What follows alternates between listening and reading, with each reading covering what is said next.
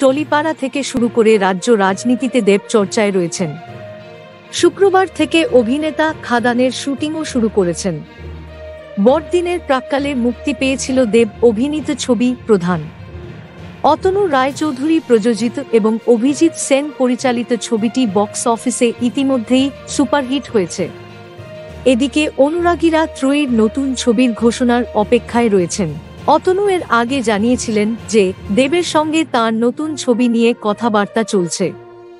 এমনকি মিঠুন চক্রবর্তীর সঙ্গেও এই ছবি নিয়ে তিনি কথা বলতে পারেন।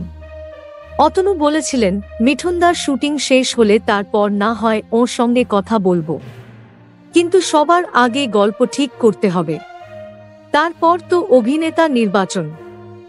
এই মুহূর্তে শাস্ত্রী ছবির শুটিংয়ের জন্য মিঠুন কলকাতায় রয়েছেন। মাঝে হাসপাতালে ভর্তি থাকার সময় মিঠুনের সঙ্গে গিয়ে দেখা করেন অতনু। কিন্তু দেবকে নিয়ে যে চলতি বছরে তিনি ছবি নিয়ে আসবেন সে কথাও নিশ্চিত করেছিলেন প্রযোজক। এদিকে টলিপাড়ায় কান পাতলে অন্য খবর পাওয়া যাচ্ছে, অতনু নাকি জিতের সঙ্গে বৈঠক সেরেছেন।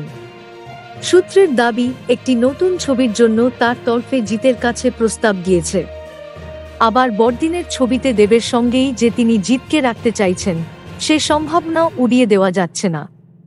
বিষয়টি এখনও প্রাথমিক স্তরেই রয়েছে বলেই জানা যাচ্ছে। এদিকে টলিপাড়ায় অন্য খবরও উঠেছে।